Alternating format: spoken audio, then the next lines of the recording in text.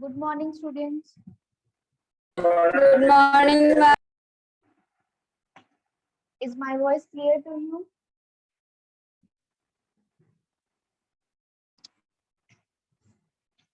बच्चों, is my voice clear to you all? Good morning, ma'am. Morning, ma'am. आवाज सबको clear है ना? Yes, ma'am. हाँ. So last time we have read English grammar ना? उसमें हम लोग क्या पढ़ रहे थे? Pronoun और kinds of pronoun. So कहाँ तक हो गया था राधिका? बताइए. Possessive pronoun. Possessive pronoun हो चुका था.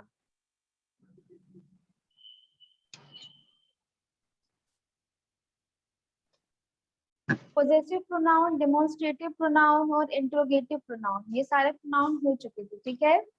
Now अब आते हैं relative pronoun पर.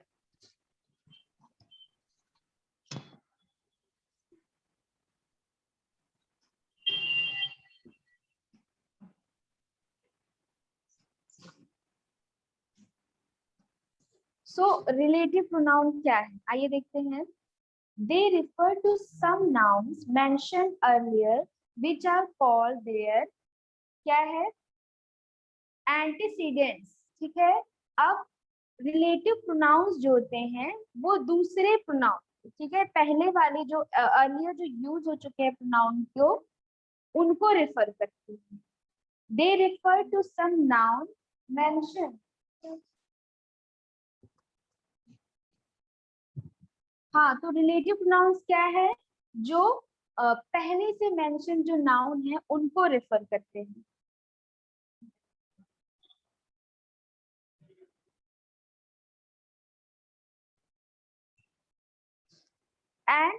एंड एंटीसीडेंट का मीनिंग क्या है? देखिए, जो पहले यूज होता है ना, जो पहले यूज हो चुका है, पहले जो आ चुका है, जैसे who, that, whom, whose, which, ये सारे जो है रिलेटिव नाउन्स है. रिलेटिव नाउन्स कौन कौन से हैं? who, that, whom, whose और which. जहां पे आपको ये सारे वर्ड्स मिलेंगे. who, बताइए राधिका, कौन कौन से वर्ड्स है?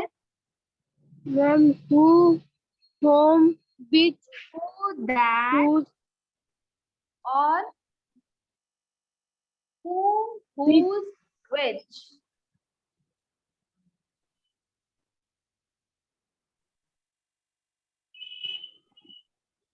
ये सारे वर्ड्स कहाँ पर आएंगे? रिलेटिव प्रोनाउन में आएगा. अब देखो who और whom है are used when antecedents are people और पर्टिकुलर एनिमल. who और whom आपको पता है बच्चों, इंसानों के लिए ज्यादातर यूज करते हैं. तो who और whom तब आएगा जब एंटीसीडेंट्स जो पहले आए हुए शब्द कौन से होंगे?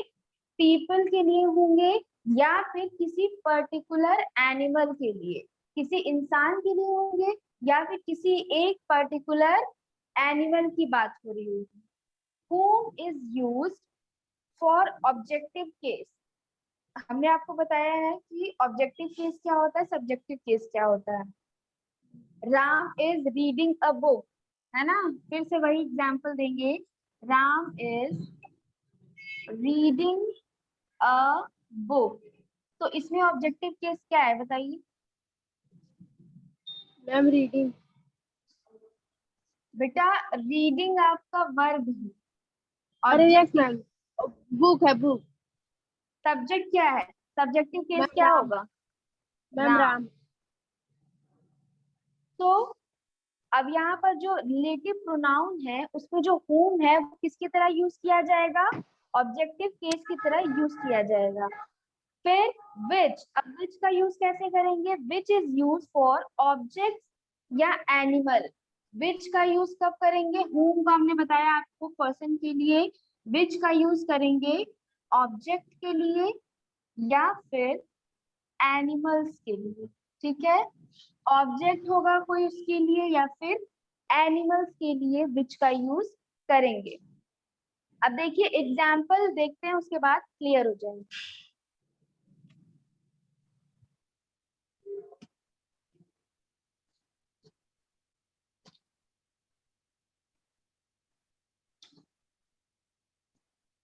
The girl who stood first in the class is my friend.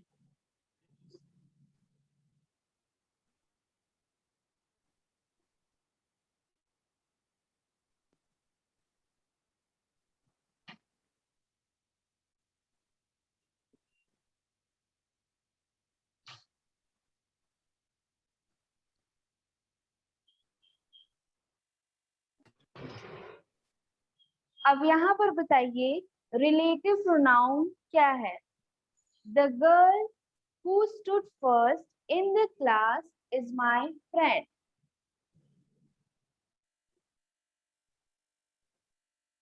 बताइए मैम, बच्चों यहाँ पर रिलेटिव प्रोनाउन कौन सा है, कहाँ पर यूज किया गया है? Ma'am Who, correct. तो यहाँ पर जो who है ये रिलेटिव प्रोनाउन है क्योंकि इसके पहले क्या आया है बताइए? Girl. एंटीसीडेंट्स क्या है इसका? Ma'am noun Noun. गर्ल है ना। हमने बोला कि इसके जो एंटीसीडेंट्स होते हैं they refer to some nouns, वो ऐसे नाउन्स को रिफर करते हैं mention earlier which are called their antecedents, है ना। एंटीसीडेंट्स क्या है? ये नाउन है जो कि इसके पहले यूज किया। किसके लिए हु लगाया गया है? गर्ल के लिए लगाया गया ना, लड़की के लिए। हमेशा पर्सन के लिए हु लगेगा, किसी इंसान की। तो the girl who stood first in the class is my friend. तो यहाँ पर हु किसके लिए है बच्चों? गर्ल्स के लिए। गर्ल के लिए। नेक्स्ट देखिए the horse which I recently bought is from Saudi Arabia.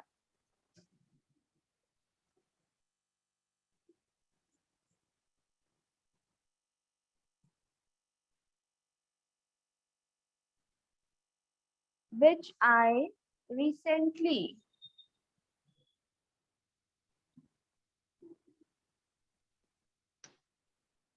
bought is from Saudi Arabia.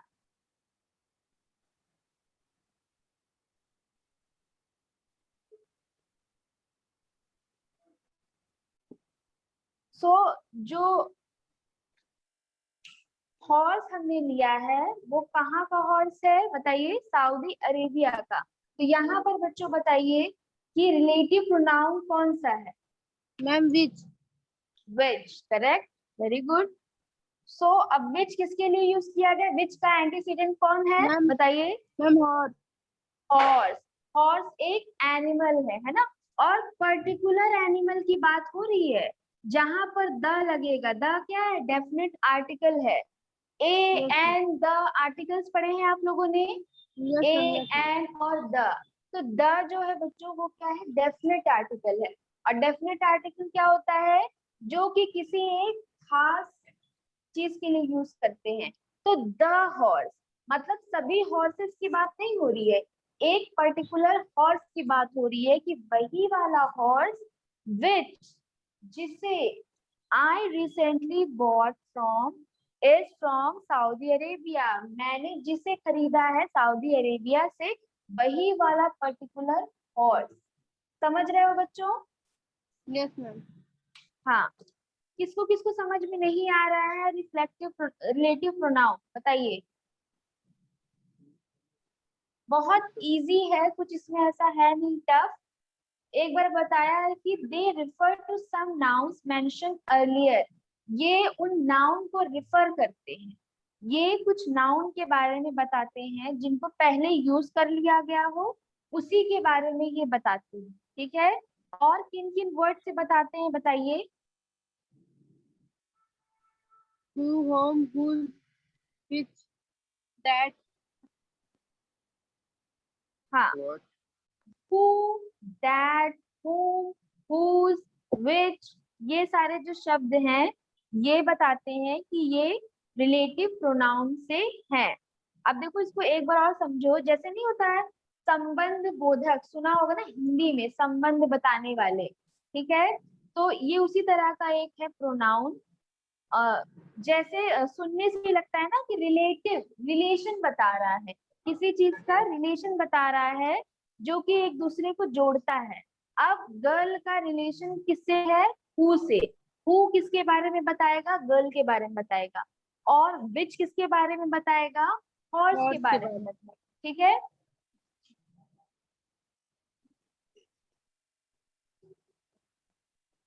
अब जैसे एक और एग्जांपल देखो, this is a boy, this is a boy who helps me. So बताइए बच्चों, इसमें क्या है रिलेटिव प्रोनाउन और किसका रिलेशन Ma'am, who? इससे शो हो रहा है? Ma'am, who? Boy से। क्या है? हु। Ma'am, who? हाँ, हु का रिलेशन किससे है? Boy. बॉय से। करेक्ट। क्या होगा? Mean quarter. ठीक है, क्वार्टर में क्या हो जाएगा? वो 4 टाइम्स हाँ, तो यहाँ पर हु का रिलेशन है बॉय से। ठीक है, तो ये पता चल रहा है कि ये रिलेटिव प्रोनाउन है, जहां पर विच, हु, whom है ना, Yes, ma'am. ये सारे जो वर्ड्स आएंगे और किसी नाउन के लिए यूज होंगे, उसके पहले कोई नाउन होगा, तो समझ जाइएगा कि रिलेटिव प्रोनाउन है।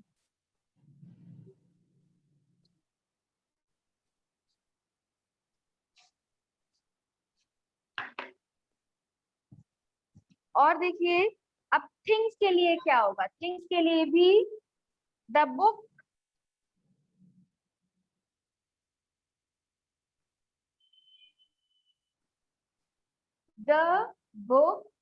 which is on the table is mine, which is on the table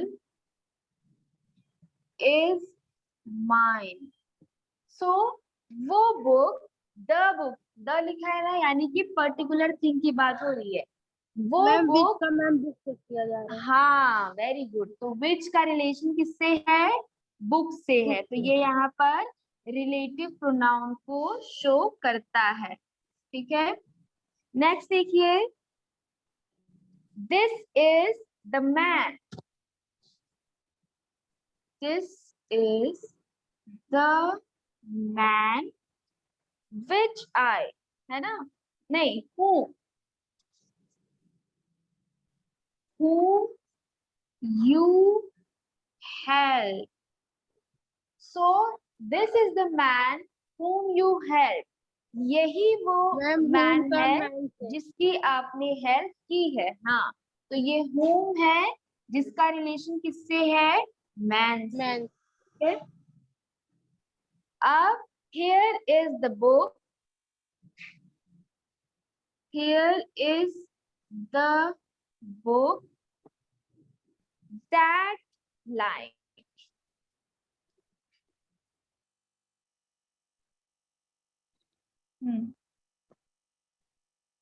Here is the book that I like. Ma'am, So, that का रिलेशन बुक से है। हाँ, अब यहाँ पर ये ध्यान दीजिएगा कि that किसके लिए यूज किया गया है? बुक के लिए। के लिए। और बुक कैसी चीज है बताइए? बुक को क्या बोलेंगे? Ma'am, object. Non living thing है ना, बुक जो है वो नॉन लिविंग थिंग है। और हमने जहाँ पर एक और वर्ड देखिए, this is the man whose friend helped us. एक और देखो, this is the man whose friend helped us. अब यहाँ पर whose है जो कि किससे? मैन से रिलेशन बता रहा है, मैन की बात कर रहा है ना। तो अब whose जो है वो किसके किसके लिए यूज होता है? whose का यूज लोगों के लिए और बड़े जानवरों के लिए होता है। whose का यूज किसके लिए होगा? पीपल के लिए एंड बिग एनिमल्स के लिए। ठीक है, और whom का यूज किसके लिए होता है बच्चों बताइए?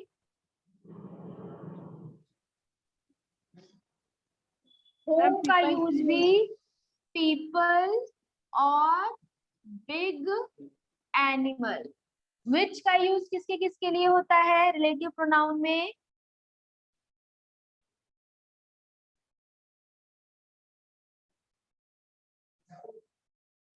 विच का प्रयोग बच्चों बुक के लिए। तो बुक कैसी है? बुक क्या मैम है? Non living. Non living thing है ना, नॉन लिविंग थिंग के लिए होता है और जानवरों के लिए होता है।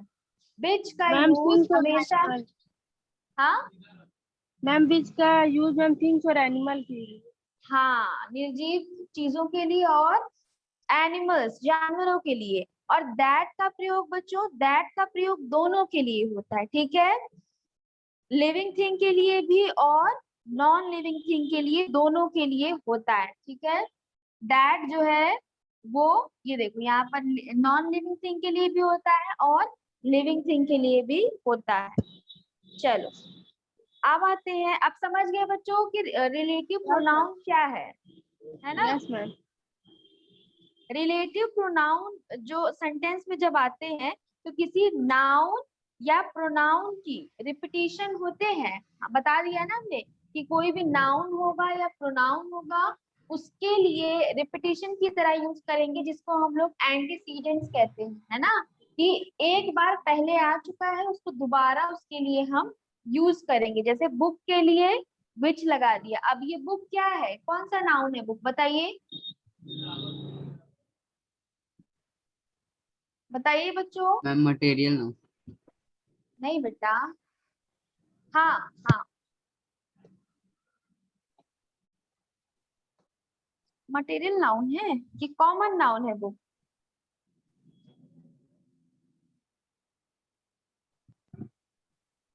आगे देखिए,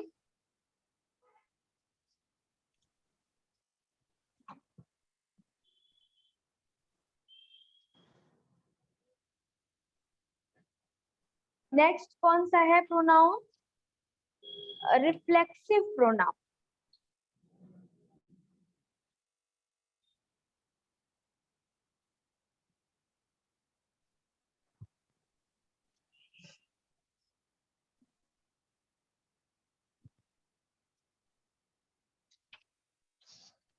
They are used when the action done by the subject turns back or reflects on the subject.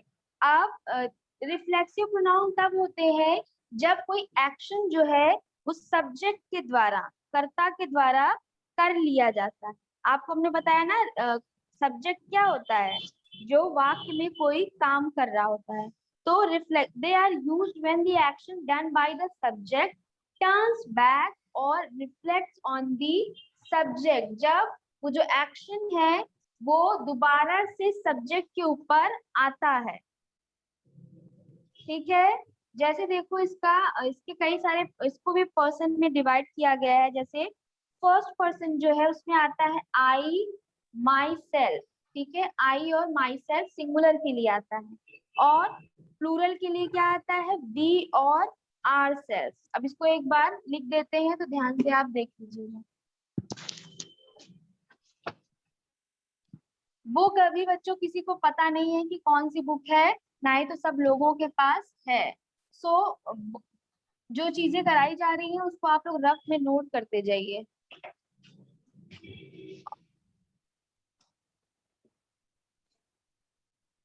और बुक कॉमन नाउन ही होगा, जब किसी एक पर्टिकुलर बुक का नाम लेंगे तब वो प्रॉपर नाउन होगा, ठीक है। सो अब यहाँ पर देखो पर्सन की मटेरियल बात हो नाउन रही है बोला। तो, हाँ मैम रुद्राक्ष ने मटेरियल नाउन बोला था।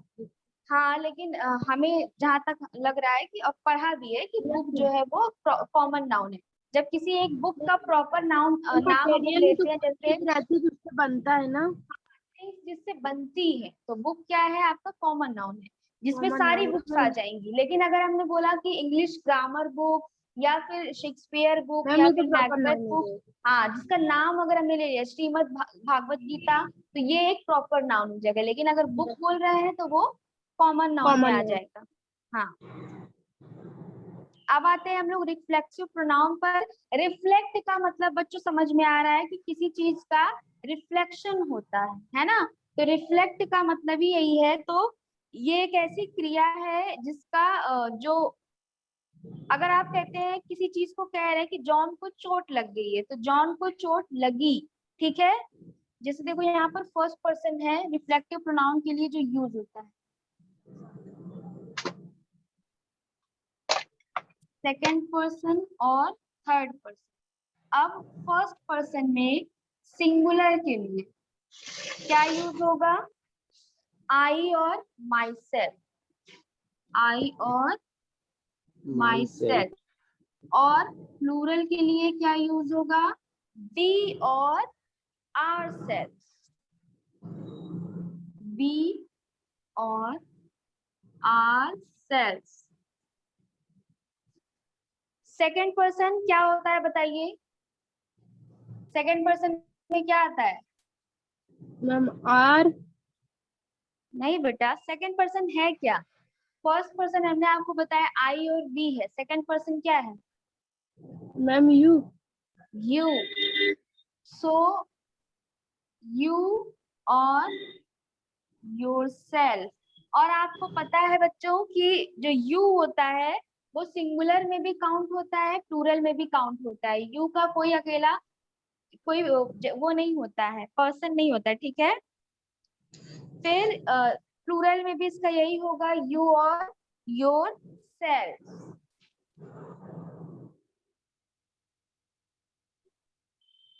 लेकिन ये जो योर सेल्फ है, DES है और सेल्फ है। सेल्फ का मतलब एक से होगा, VES का मतलब कई लोगों से होगा। फिर थर्ड पर्सन में क्या क्या आता है बताइए? कौन कौन आएगा थर्ड पर्सन में? Radhika, yes ma'am. Third person ma'am में कौन ही, आएगा? That, it. हाँ, ही, शी, इट, दे, ये सारे थर्ड पर्सन में आएंगे। और इनका रिफ्लेक्सिव प्रोनाउन क्या होगा? Himself, herself, itself. ही का क्या होगा? हिमसेल्फ। शी का क्या होगा बताइए?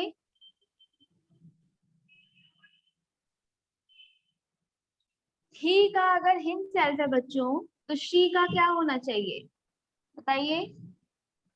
herself, her self. Herself, correct. It का क्या होगा?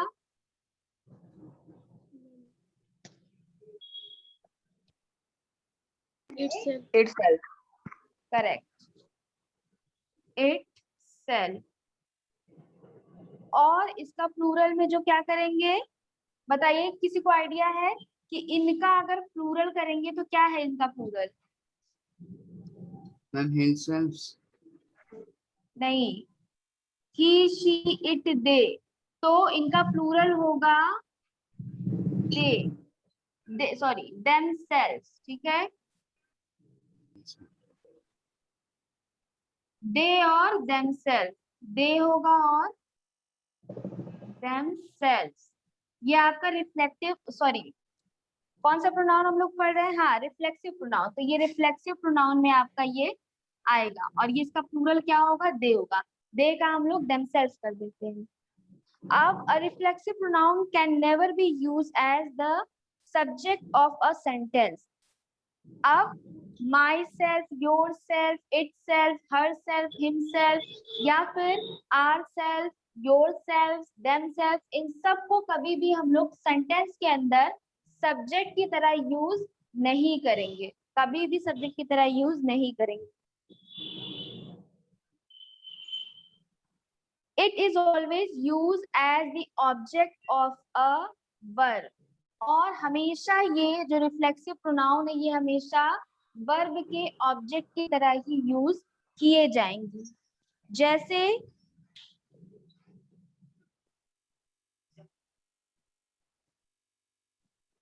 इसके एग्जाम्पल्स देखते हैं।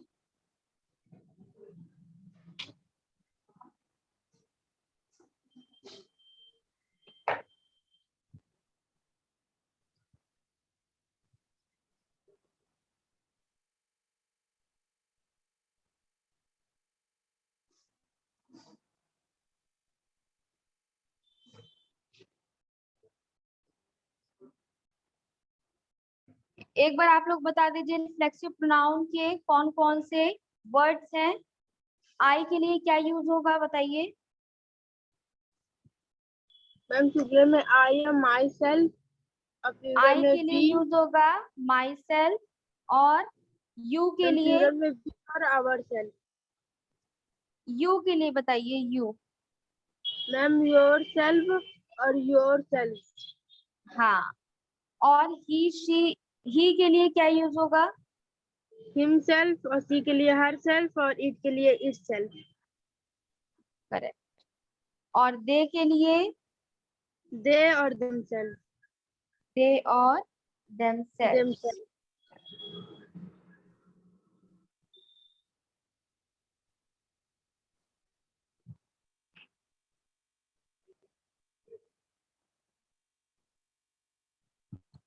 So the old man cooks all his meal himself। ये किसका एग्जाम्पल है, रिफ्लेक्सिव प्रोनाउन का। The old man कुक्स all his meals himself. जो ओल्ड मैन है उसने अपना सारा खाना अपने आप ही बनाया। ठीक है, अब आते हैं नेक्स्ट प्रोनाउन पर। क्या है, एम्पैथेटिक प्रोनाउन। अब एम्पैथेटिक प्रोनाउन क्या है, such pronouns are used to add emphasize. किसी चीज पर एम्फसाइज करते हैं, किसी चीज के बारे में बताते हैं। जैसे they have the same form as reflexive pronoun. जैसे रिफ्लेक्सिव प्रोनाउन के वर्ड्स है ना, हिमसेल्फ, हरसेल्फ, वैसे ही इसमें भी आता है। जैसे देखो, she herself is to blame for the loss. लेकिन अब इसमें चेंज क्या है, कौन बताएगा, बताइए।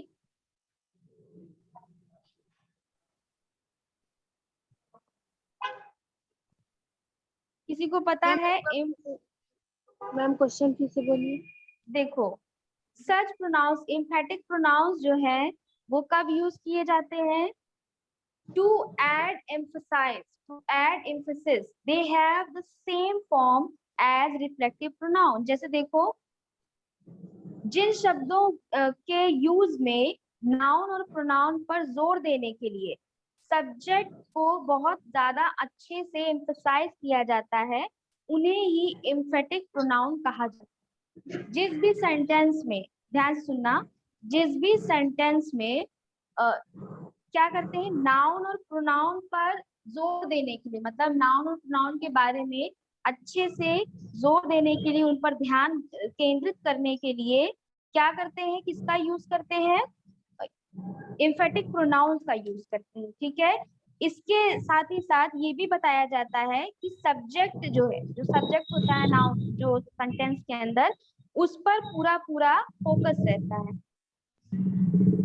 और इसमें भी my self, our self, your self, her self, himself, इन सभी शब्दों का यूज किया जाता है।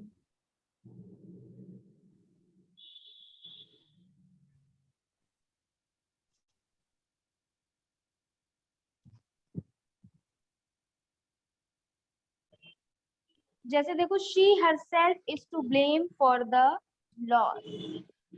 She her self is to blame for the loss.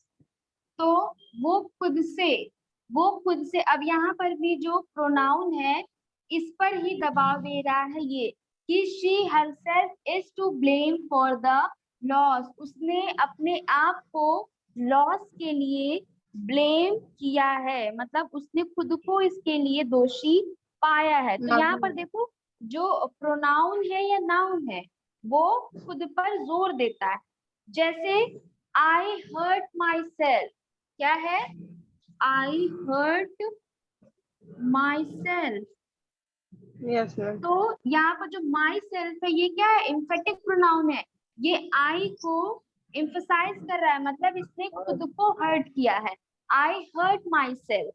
ठीक है, जैसे यू हर्ट योर सेल्फ, है ना, यू हर्ट योर सेल्फ, आपने खुद को हर्ट किया। फिर ही हर्ट, क्या होगा, he has hurt, क्या होगा इसके आगे, himself। करेक्ट। अगर हम बोलेंगे द हॉर्स हैज हर्ट, तो क्या होगा? द हॉर्स हैज हर्ट, तो क्या होगा? बताइए इसके आगे। Itself, correct, very good.